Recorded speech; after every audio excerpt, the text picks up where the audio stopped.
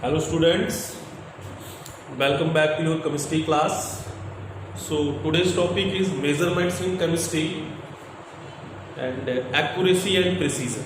ठीक है. So as we know that chemistry is the experimental subject. chemistry आपके पास experimental subject है, तो वहाँ पे हमें बहुत सी measurements करनी पड़ती है. ठीक है. तो उन्हीं measurements में कुछ terms हम use करेंगे. First है accuracy and precision. ठीक है. दैट मीन्स आप जो एक्सपेरिमेंट कर रहे हो वो कितना एक्यूरेट है और कितना वो प्रिसाइज है. जब आप एक्सपेरिमेंट करते हो तो दोनों ही चीज़ें वहाँ पे देखी जाती हैं. आपकी एक्यूरेसी भी देखी जाती है और आपका प्रिसीजन भी देखा जाता है कि आपका रिजल्ट कितना एक्यूरेट है और आपका रिजल्ट कितना प्रिसाइज है. ठीक है. तो सबसे पहले बात करते हैं एक्यूरेसी एंड प्रिसीजन. तो first one is accuracy. Accuracy means if the average value of different measurements is close to the correct value or true value, the measurement is said to be accurate. That means जो आप experiment कर रहे हो, आपने कोई भी experiment है आपने 1, 2, 3 बार किया और जो डिफरेंट मेजरमेंट्स आई उसकी एवरेज वैल्यू निकाली. ठीक है. अब वो एवरेज वैल्यू जो करेक्ट वैल्यू है या फिर ट्रू वैल्यू है, जो उस मेजरमेंट्स की एक्चुअल वैल्यू है, वो उसके कितने क्लोज है. अगर वो उसके क्लोज है दैट मीन्स आपका रिजल्ट क्या होगा, एक्यूरेट होगा. और अगर उसके क्लोज नहीं है तो वो आपका रिजल्ट एक्यूरेट नहीं होगा. अब देखो कैसे होगा. Suppose we have 2 points A and B and its the distance between A and B is 10 centimetre. और ये क्या है, ये है ट्रू वैल्यू. ये पता है हमें कि A और B के बीच की जो डिस्टेंस है वो क्या है, 10 सेंटीमीटर है. एक्यूरेट वैल्यू है, ये एग्जैक्ट वैल्यू है, ट्रू वैल्यू है. ठीक है. अब क्या करता है एक स्टूडेंट ए इसको मेजर करता है. ठीक है.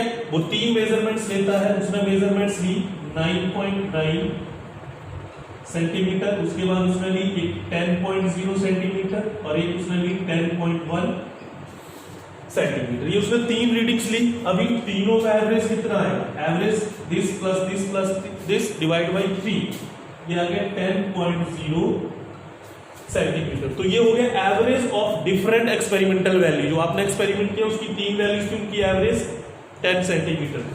अब ये 10 सेंटीमीटर इस ट्रू वैल्यू के कितने क्लोज है. दैट मींस ट्रू वैल्यू भी 10 सेंटीमीटर है और जो आपकी एवरेज वैल्यू आ रही है वो भी 10 सेंटीमीटर है. तो that means your result is accurate. या फिर सिंपल हम ये बोल सकते हैं कि accuracy is the difference between the average of different experimental value to the true value. Means जो एवरेज है और जो ट्रू वैल्यू है उसके बीच में कितना डिफरेंस है. ठीक है. जितना डिफरेंस ज्यादा होगा उतनी ही एक्यूरेसी आपकी कम होती जाएगी. ठीक है. जितना डिफरेंस कम होगा उतनी आपकी एक्यूरेसी ज्यादा होती जाएगी. ठीक है. ऐसे ही बी स्टूडेंट गया. ठीक है.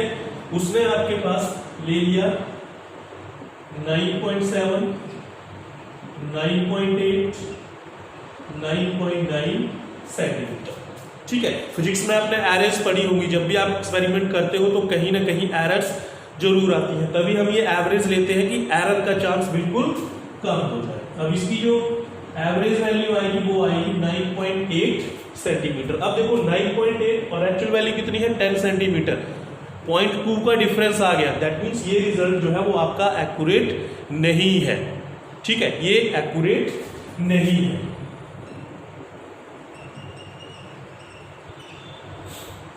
ठीक है. डिफरेंस निकाल लो. 9.8 माइनस 10 सेंटीमीटर कितना आया, -0.2. तो दैट मीन्स इतना एक्यूरेसी कम है आपकी. मीन्स आपका जो रिजल्ट था वो -2 पॉइंट कम रहा.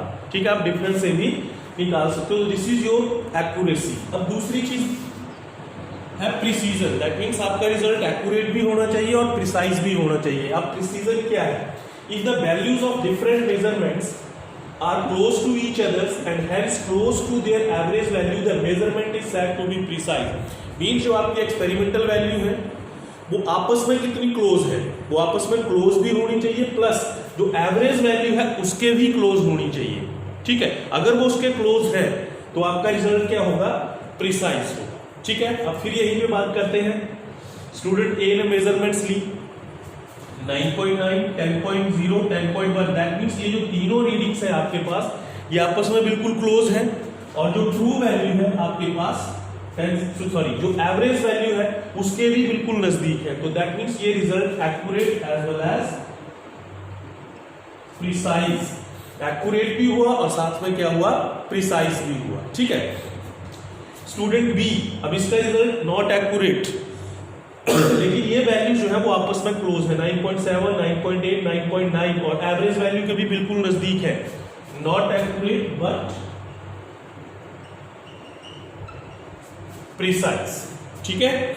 इसी तरह से अगर स्टूडेंट सी आता है और वो वैल्यू लेता है 9.4, 9.6 एंड 9.8, ठीक है, सेंटीमीटर। अब इसका एवरेज कितना है, 9.6 सेंटीमीटर। ठीक है। तो दैट मीन्स अब 9.6 10 से बहुत दूर है, दैट मीन्स ना तो ये एक्यूरेट है, अब ये वैल्यूज भी आपस में क्लोज नहीं है।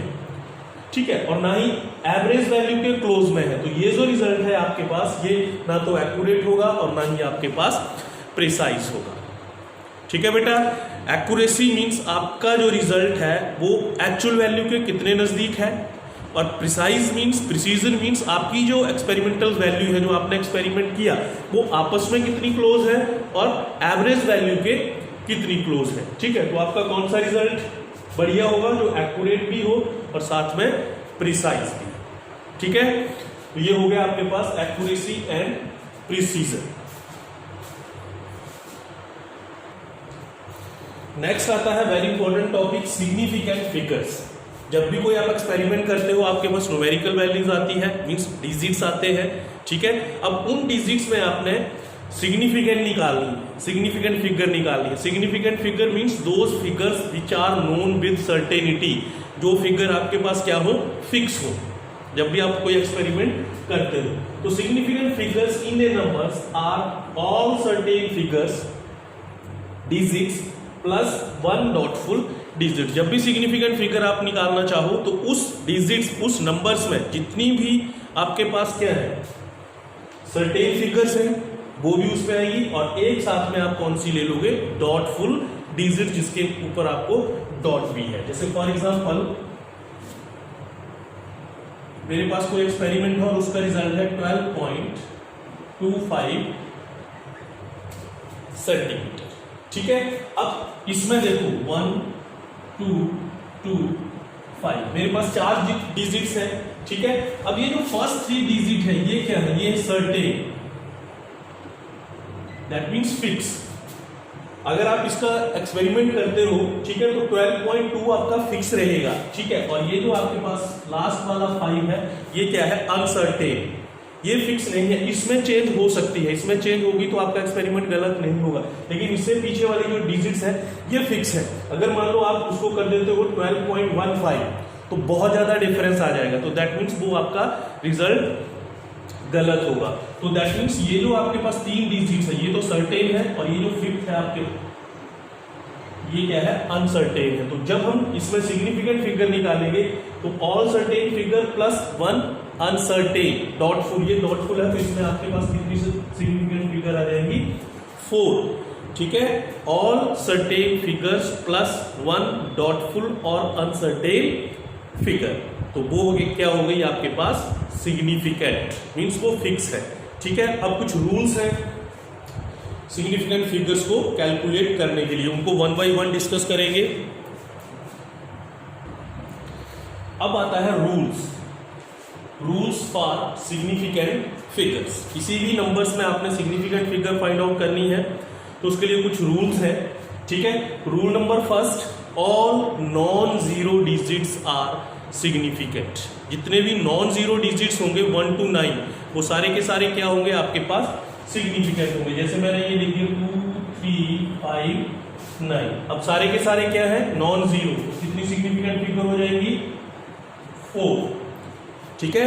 जीरो नहीं है, सारे के सारे नॉन जीरो है, तो आपके पास वो सारे डिजिट्स क्या होंगे, सिग्निफिकेंट होंगे।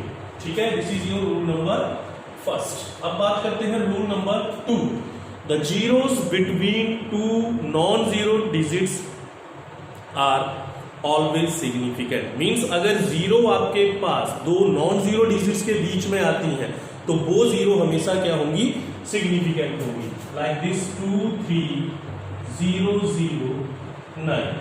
अब यहाँ पे जीरो है लेकिन ये दोनों जीरोस दो नॉन जीरो डिजिट्स के बीच में है, तो टोटल सिग्निफिकेंट फिगर कितनी होगी, 2 और 2 4 और 1 5। ठीक है, दैट मीन्स तब उस कंडीशंस में वो जीरो क्या होंगी, सिग्निफिकेंट होंगी। 3 9 0 0 0 0 5 9। अब कितनी हो गई, 4 जीरो है लेकिन नॉन जीरो डिजिट्स के बीच में है, 2 + 2 4 + 2 6 + 2 8। तो यहाँ पे कितनी होंगी आपके पास, 8 सिग्निफिकेंट फिगर। ठीक है, then rule number 3 very important, the zero written to the left of non zero digits in a number are not significant. That means अगर जीरो आपके पास किसी नॉन जीरो डिजिट्स के लेफ्ट हैंड साइड में है, ठीक है, तो वो कभी भी सिग्निफिकेंट नहीं होगी। These zeros just denote the position of decimal. ये केवल डेसिमल की पोजीशंस को डिनोट करती हैं, वो कभी भी सिग्निफिकेंट नहीं होगी। जैसे मैंने ये लिख दिया 0 0 0 4 6 7। अब यहाँ पे नॉन जीरो डिजिट्स और ये इसके लेफ्ट हैंड साइड में कोई मतलब नहीं, जितनी मर्जी लगाते रहो। ठीक है, कितनी सिग्निफिकेंट फिगर होंगी, 3। इसी तरह से 0.009678। ठीक है, अब देखो ये जीरो, ये नॉन जीरो डिजिट है, ठीक है, इसके लेफ्ट हैंड साइड में है। ठीक है, तो ये केवल डेसिमल को क्या कर रही है, रिप्रेजेंट कर रही है, बाकी इनका कोई लेना देना नहीं है। तो आपके पास सिग्निफिकेंट फिगर कितनी आ जाएंगी, 4। दैट मीन्स जीरो अगर नॉन जीरो डिजिट्स के लेफ्ट हैंड साइड में है, ठीक है, तो उस कंडीशंस में वो जीरो आपके पास क्या होगी, सिग्निफिकेंट नहीं होगी। 4th rule, all zero placed to the right of the decimals point in a number are significant. अगर कोई नंबर है आपके पास, ठीक है, और वो जीरो है लेकिन जीरो कहाँ है, डेसिमल्स के राइट हैंड साइड में है, ठीक है, तो वो जीरो हमेशा क्या होगी, सिग्निफिकेंट होगी। या फिर इसको हम ऐसे भी बोल सकते हैं कि if a number ends with zero and those zeros are on those zeros are on right hand side of the decimal। अगर वो डेसिमल्स के राइट हैंड साइड में है तो वो हमेशा क्या होगी, सिग्निफिकेंट होगी। यही लिखा है, all zeros placed to the right of the decimal point in a number are significant। जैसे मैंने ये लिख दिया 296.700। ठीक है, अब ये जीरो जो है वो डेसिमल्स के किस तरफ है, राइट हैंड साइड में है, right hand side of the decimal यहाँ है। ठीक है, तो ये क्या होंगी, सिग्निफिकेंट होगी। कितनी सिग्निफिकेंट होगी, 1 2 3 4 5 6। इसमें आपके पास कितनी होंगी, 6 सिग्निफिकेंट फिगर होगी। ऐसे ही मैंने ये लिख दिया 0.002960। अब इस नंबर में क्या होगा, ये दो जीरो जो है वो डेसिमल्स के किस तरफ है, राइट हैंड साइड की तरफ है, और ये दो जीरो किस तरफ है, नॉन जीरो डिजिट्स के लेफ्ट हैंड साइड में है। तो ये दो जीरो तो आपके पास सिग्निफिकेंट नहीं होंगी, लेकिन ये दो जीरो क्या होंगी, सिग्निफिकेंट होंगी। तो 1 2 3 4 5, यहाँ पे कितना आ गया, सिग्निफिकेंट फिगर आ गया आपके पास 5। ठीक है, last rule, if a number ends with zero, अगर कोई नंबर जीरो से एंड कर रहा है but these zeros are not to the right hand side of the decimals, और वो जीरो डेसिमल्स के राइट हैंड साइड में नहीं है, then those zeros may or may not be significant. वो जीरो सिग्निफिकेंट हो भी सकती हैं और नहीं भी हो सकती हैं, वो आपके ऊपर है कि आप उस नंबर्स को कैसे रिप्रेजेंट करें। ठीक है, सपोज मेरे पास ये था 53900। ठीक है, अब ये नंबर्स जो है वो जीरो से एंड कर रहा है, लेकिन ये जीरो राइट हैंड साइड में नहीं है, डेसिमल्स यहाँ है आपका। ठीक है, तो ये जीरो सिग्निफिकेंट हो भी सकती हैं और नहीं भी हो सकती है। ठीक है, वो डिपेंड करेगा आपके ऊपर कि आप उसको कैसे लिखते हो। अब इसको क्या है, आपको लिखना पड़ेगा साइंटिफिक नोटेशंस में, n × 10⁻⁴ n। अभी बताऊंगा कैसे लिखता हूं, पहले यहाँ इस रूल्स को समझ लो। n × 10⁻n। ठीक है, अगर मैं इसको ऐसे लिखता हूं, देखो डेसिमल्स यहाँ है, इसको मैं अगर ऐसे लिखता हूं 5.39 × 10⁻1 2 3 4 5। ठीक है, तो अब इसमें कितनी सिग्निफिकेंट फिगर हो गई 3, क्योंकि आपके पास यही सर्टेन डिजिट है 5.39। अगर इसको मैं 10⁵ से मल्टीप्लाई करूंगा यही आएगा। ठीक है, अगर मैं इसको ऐसे लिखता हूं 5.390 इंटू 10⁵, तब भी रिजल्ट यही आएगा, लेकिन सिग्निफिकेंट फिगर कितनी हो गई अब 4।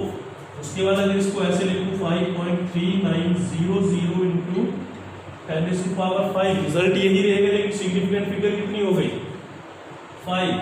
और लास्ट अगर मैं इसको ऐसे लिखता हूँ 5.39000 इंटू 10⁻⁶, यहाँ पे सिग्निफिकेंट फिगर आ जाएगी 6, क्योंकि ये जीरो अब कहाँ है, डेसिमल्स के राइट हैंड साइड में है। तो इस नंबर में देखो आपके पास कितनी होगी 3-4 अलग अलग सिग्निफिकेंट फिगर होगी। वो डिपेंड करेगा इसके ऊपर कि आप उस नंबर्स को कैसे रिप्रेजेंट करते हो। ठीक है, तो ये थे आपके पास rules how to calculate the significant figures in a number. ठीक है, अब मैं साइंटिफिक नोटेशंस के बारे में बताऊंगा, फिर उसके बाद यही सिग्निफिकेंट फिगर हम कैलकुलेशंस में कैसे कैलकुलेट करेंगे। जब आप मल्टीप्लाई करते हो, एडिशंस करते हो, डिविजन्स करते हो, तो तब सिग्निफिकेंट फिगर आप कैसे निकालोगे। नेक्स्ट है साइंटिफिक नोटेशन।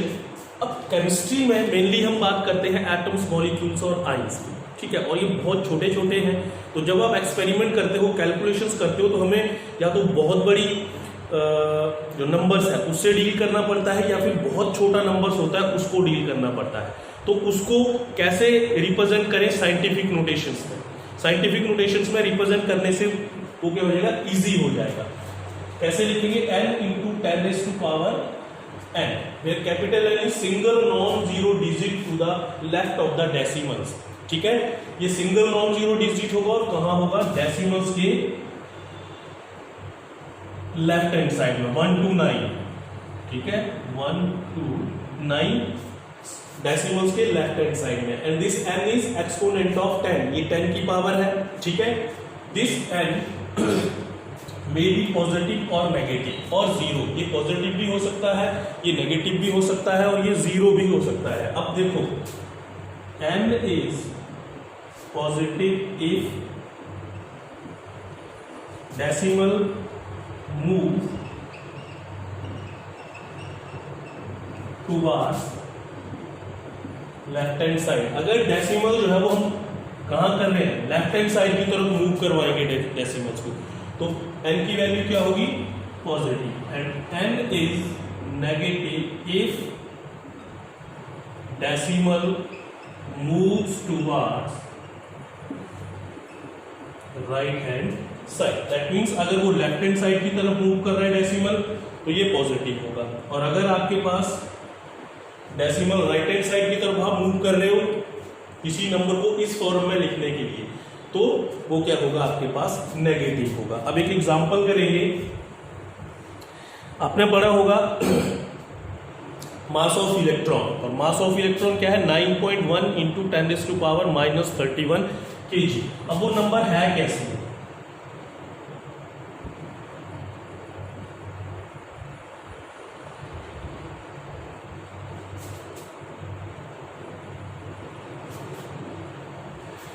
ऐसे है, देखो 9.1 इंटू 10⁻⁻31 kg।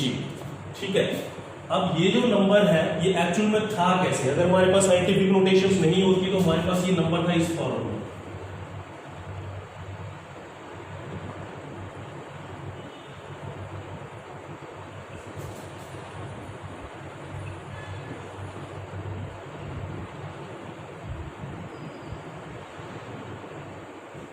ये था एक्चुअल में। ठीक है, अब इतने छोटे नंबर्स को पढ़ना ये पॉसिबल नहीं है, हम नहीं पढ़ सकते इसको।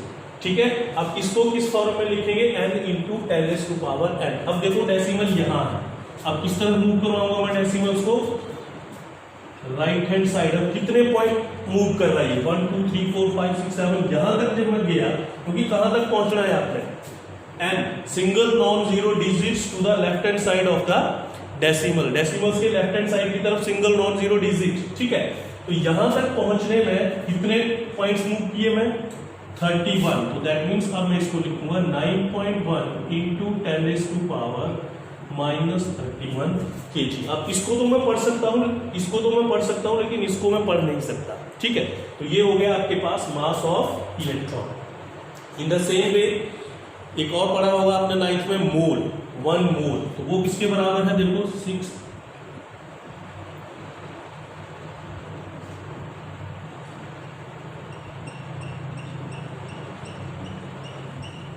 ये है आपके पास this much particles is equal to 1 mole. अगर इतने पार्टिकल्स हों तो वो मेरे पास 1 मोल है, लेकिन इसको भी नहीं पढ़ सकता। अब इसको भी n × 10⁻⁴ की फॉर्म में लिखना है। ठीक है, डेसिमल यहाँ है। ठीक है, कहाँ तक जाऊंगा मैं? यहाँ तक।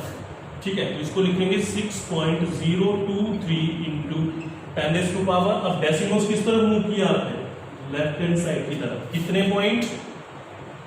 23। तो ये हो गया 6.023 × 10⁻23। ठीक है, तो ये है आपके पास साइंटिफिक नोटेशंस। अब जो मैंने लास्ट रूल बताया था सिग्निफिकेंट फिगर में, वो भी इसी के ऊपर है कि अगर नंबर 0 से एंड कर रहा है और वो 0 डेसिमल्स के राइट हैंड साइड में नहीं है, दैट 0 में और मे नॉट बी सिग्निफिकेंट। वो सिग्निफिकेंट हो भी सकती है और नहीं भी हो सकती है। वो डिपेंड करेगा आपके पास किसके ऊपर?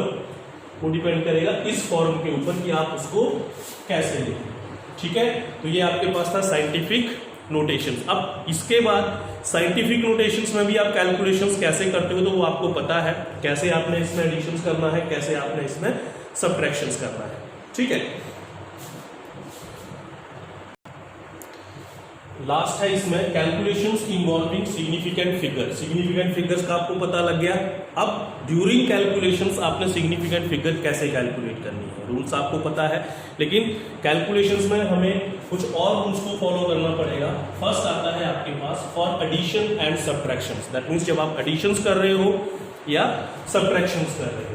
ठीक है, तो the result of addition and subtraction should be reported to the same number of decimals place as that of the term with least number of decimal place. Addition और subtractions में आपका फाइनल रिजल्ट उतने ही significant figure तक होगा जिस term में सबसे कम decimals point हो।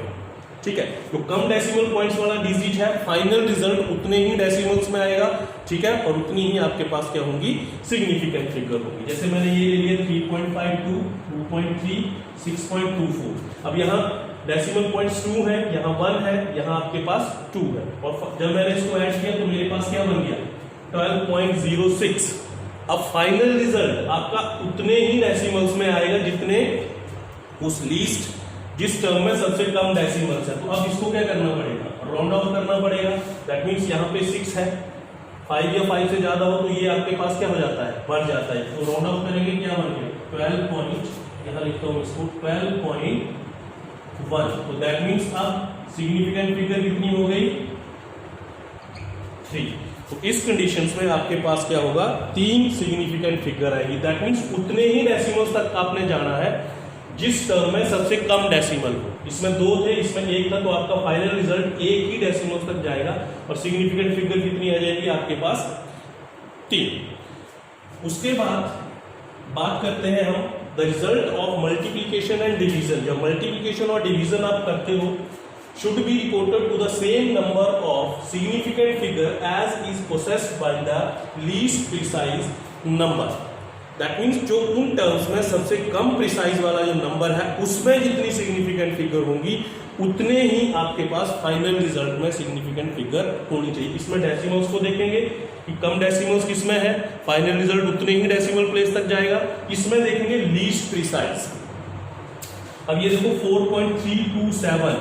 ठीक है, अब यहां तक जा रहा है तो इसकी प्रिसीजन 0.1 हो गई, यहां तक जा रहा है 0.001, यहां तक जा रहा है 0.001। दैट मीन्स जैसे जैसे डेसिमल से आप आगे बढ़ते जाओगे वो जो रिजल्ट है वो ट्रू वैल्यू के बिल्कुल क्लोज आता जाएगा। तो दैट मीन्स ये ज्यादा प्रिसाइज है और ये आपके पास लीस्ट प्रिसाइज है।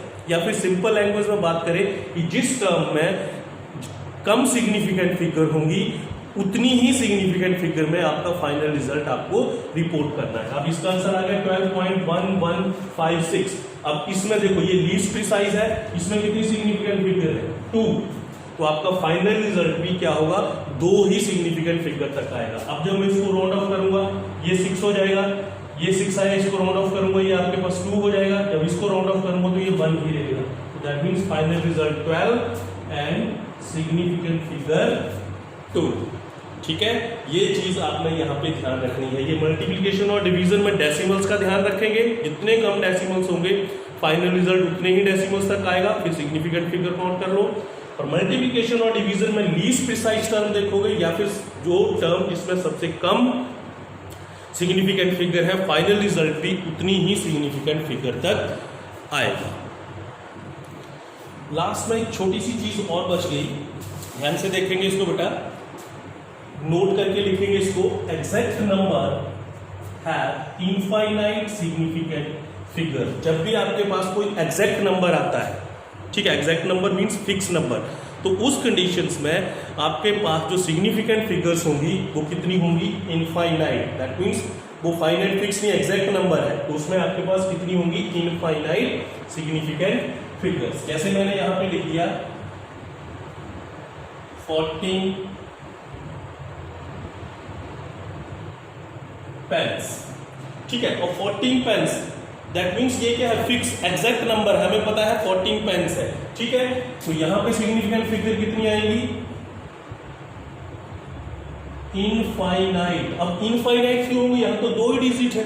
अब इसको मैं इस फॉर्म में लिख सकता हूं, देखो 14.0000000, अब लिखते जाओ इनफाइनाइट तक, ठीक है। और ये 0 क्या है? डेसिमल्स के राइट हैंड साइड पे है, तो दैट मीन्स 14 पेन्स मैं ऐसे लिखूं या 14.0000 अप टू इनफाइनाइट पेन्स लिखूं, दोनों का मीनिंग सेम है, ठीक है। तो दैट मीन्स अब यहां पे सिग्निफिकेंट फिगर कितनी होंगी? इनफाइनाइट।